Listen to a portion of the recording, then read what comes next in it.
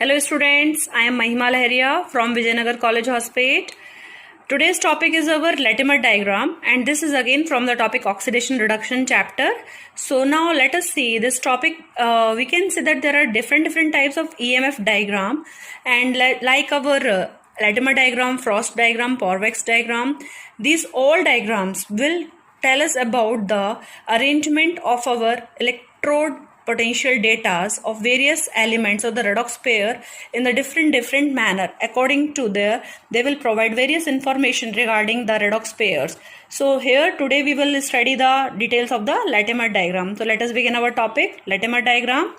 These diagrams are first given by the Wendell Mitchell Latimer, an American chemist. This diagram is just a list of the various oxidation state of an element in which the elements are placed from left to right in the decreasing order of their oxidation state.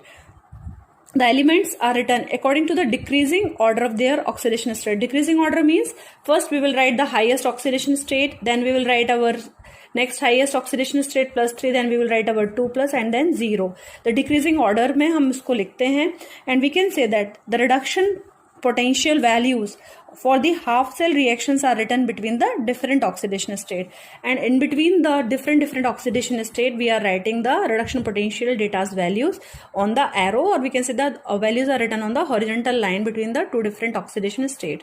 So we can say that the Latimer diagram represents the different elements when they are written in the different oxidation state.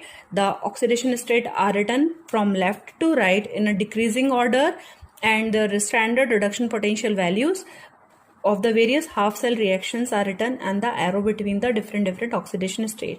Here this is an example of iron Latimer diagram and it expresses us the various oxidation state along with their reduction potential data. Now we will see the half cell reactions of the iron in details. Now let us see the half cells reactions involving the changes in the Latimer diagram. So first we can say that the iron is present in the different oxidation states. In the FeO4 2 minus it is plus 6, Fe3 plus it is third oxidation state, iron is 2 plus oxidation state here and it is in the 0 oxidation state here.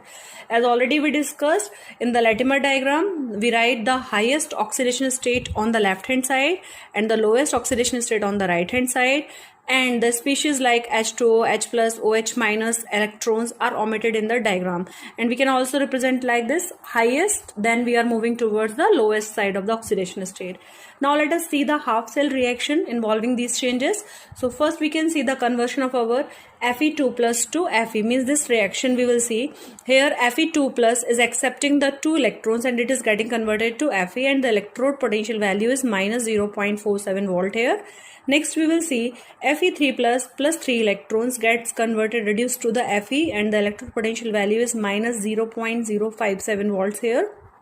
Then Fe3 plus can also be converted to Fe2 plus by taking 1 electron, and it get the oxidation reduction potential values are 0.77 volts here.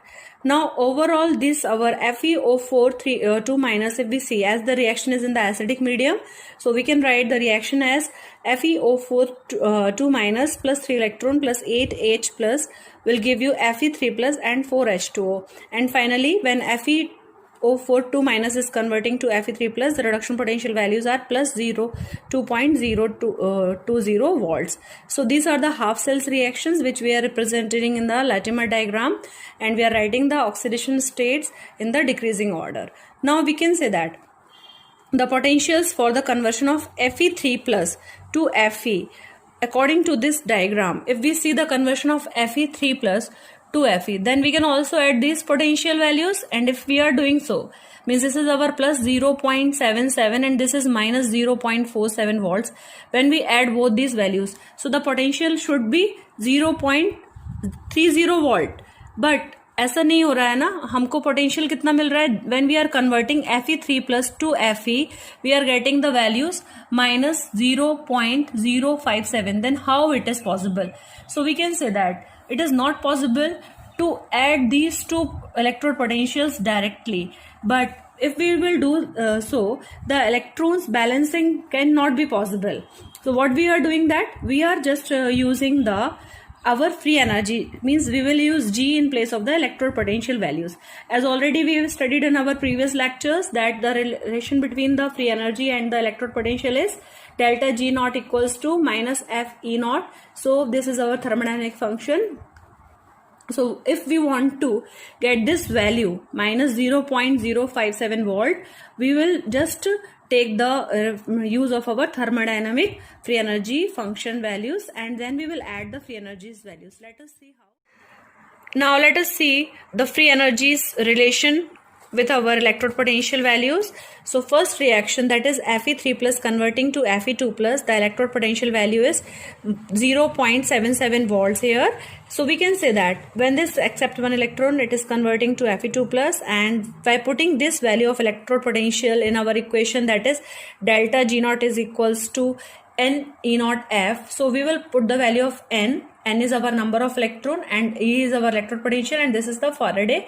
So we will put the value of N equals to 1 number of electron, and this is our electrode potential value, and F. So we will finally get minus 0.77 Faraday here for the delta G naught. Similarly, for the next reaction, that is our Fe2 plus 2 electrons will give Fe, means Fe2 plus will give Fe, and the potential value is here minus 0.47 volts here.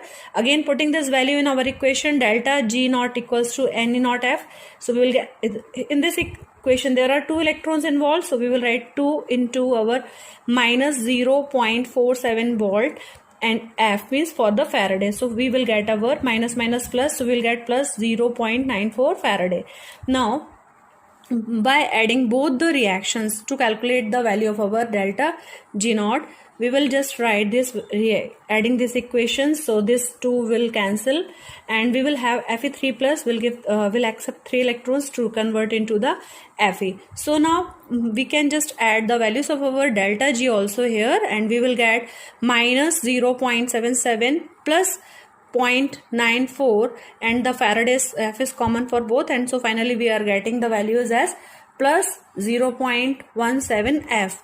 Now we can just say that for this reaction, as we have to calculate our electrode potential values, so we will again convert our free energy to our E naught. How we can write this equation in the form of E naught? That can be written as E naught is equals to delta G upon minus N F. So we can just put the value of our delta G, that is our plus 0.17 F by NF. N is the number of electrons. So in this reaction our number of electron is 3. So we will just write, and finally we will get our minus 0.057 volt, which is the actually we are showing in our Latimer diagram that the conversion of Fe3 plus to Fe, the electrode potential value, standard reduction potential value is minus 0.057 volts. I hope students लोग आपको समझ में आया होगा कि अगर हम इन दोनों को डायरेक्ट ऐड करेंगे तो हमारी वैल्यूज चेंज होना चाहिए, बट ऐसा पॉसिबल नहीं है बिकॉज हम इलेक्ट्रॉन्स का बैलेंस करने में प्रॉब्लम होगी. तो हम लोग क्या करते हैं, we are taking the use of our Gibbs free energy relation. पहले हम इलेक्ट्रोड पोटेंशियल वैल्यूज को डेल्टा जी नॉट में कन्वर्ट करेंगे, then we will finally add both these values and we will put this value again delta G naught values को हम लोग delta E में E naught में convert करके we will have the value of our electrode potentials. So this is how this type of questions are asked. It means they will give you the values and they will ask you to calculate the free energy changes. And so exams में question कैसे पूछ सकते हैं वो आपसे. The Latimer diagram for iron is like this. They will give U A part of the Latimer diagram and the values of the standard reduction potentials are written on the arrow, and they will ask you to derive the potential for Fe3 plus 3 electron minus gives Fe. So I hope आपको मालूम है कैसे करना है इसको हम solve. हम direct add नहीं करेंगे. What we will do, first we will convert the values of our electrode potential to our free energy changes. Then we know that the free energy changes is equals to N minus N E naught F, and then again we will calculate the values for our free energy changes by writing the half cell reaction for both these equations, and then we will again convert the values into our electrode potential, and finally we can give the answer for the following questions. Now let us see the next Latimer diagram of the chromium. Let us see the Latimer diagram of the chromium, as pH is a very important factor, so we will see the Latimer diagram of the chromium first in the acidic medium and second in the alkaline medium. So now this is the Latimer diagram of the chromium in the acidic medium, where we have already written their oxidation states in the decreasing order: +6, +3, +2 and 0. And in the alkaline medium also the oxidation states are written in the decreasing order, that is +6, +3, +2 and 0, and the values of their standard reduction potential are written in the horizontal line between the different oxidation states. Let us see the details of the Latimer diagram of the chromium in the acidic medium and alkaline. Now we can see the Latimer diagram of chromium in the acidic medium. In the oxo anions is in the +6 oxidation state, and as we are writing the oxidation state in the decreasing order, so the oxidation state is the highest +6, then +3, +2 and 0. So we can see the values of the reduction potentials are also written on the horizontal line between the different elements. And now we can say what conclusion we can draw from this Latimer diagram of chromium. We can say that our Cr2O72- is having the positive reduction potential values, so it is acting as a strong oxidizing agent. As already we seen in the electrochemical series, if the positive values of reduction potential, it means they are a strong oxidizing agent. What is the meaning of oxidizing agent? They have a strong tendency to accept the electrons. Then Cr3+, if we will see that the value is negative potential, reduction potential, it means it is a strong reducing agent. What is a reducing agent? It has a tendency to lose the electron and get converted to the Cr2+. Then if we will see the Cr2+ also reduction potential values, they are also negative. It means that again it is having the reducing tendency.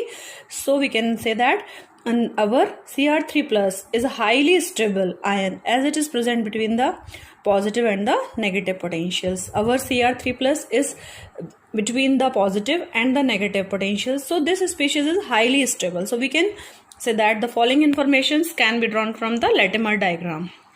This is the Latimer diagram of the chromium in the alkaline medium, and we can say that the oxidation states of the chromium of the various species as written above. For this tetraoxochromate ion, it is +6 for the chromium. Here it is +3, here it is +2, and here it is 0. And the reduction potential values are written in the arrows between the species. Now we can say that the following conclusions can be drawn for this Latimer diagram in the alkaline medium. Now we can say that the first species, that is our tetraoxochromate ion, and is having the +6 oxidation state, and it is having only the one chromium atom. Then this species is very stable in the alkaline medium, as we have drawn this diagram for the chromium in the alkaline medium. So it is very stable species. This 6 chromium means chromium in the 6 oxidation state has no oxidizing property in the alkaline medium, but in the acidic medium it was oxidizing, it is behaving as an oxidizing agent. But we can say that the solid hydroxides CrOH whole thrice and CrOH whole twice are obtained in the +2 and the +3 oxidation state. Then +2 and the +3 oxidation states get oxidized into the +6 oxidation state very easily. Now we can say that the values in the alkaline medium, all these values obtained are from the thermodynamic calculation, means these values cannot be obtained experimentally. So once again we can say that here all the potentials are negative values, and here the +2 and +3 oxidation states, they can easily get converted to the +6 oxidation state. So now let us see some more examples for the Latimer diagram. Some examples of the Latimer diagram of the important elements are given below here.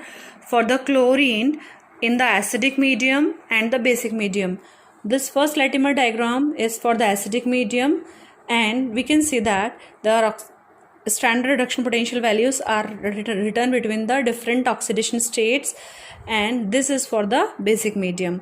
Students, I will say you can learn at least 1 or 2 extra examples if you want, and this is the Latimer diagram for the copper, where the oxidation states here +2, it is +1 and it is 0 here, and this Cu2+ ions can also directly reduce to the Cu. Now let us conclude our Latimer diagram that they are very useful for summarizing a considerable amount of the thermodynamic information about the oxidation state of an element in an easy way. What we can say that the Latimer diagram provides us very important information regarding the oxidation state, and they also tells us about the thermodynamic stability of an element in aqueous solutions. Already we studied the thermodynamic stability of the elements in our redox stability or stability in the water. And we can say that in the three manner that tells us about the stability, that is any elements may reduce to hydrogen in water or hydronium ions. It may oxidize the oxygen in the water or the OH minus ions, and they may also undergo the disproportionation. As already we studied the disproportionation in the case of our Latimer diagram of our copper in our previous videos. So this is sufficient for the Latimer diagram. Next we will study the Frost diagram in the next video. Thank you for watching. If you like my video, please share and subscribe my channel. Thank you.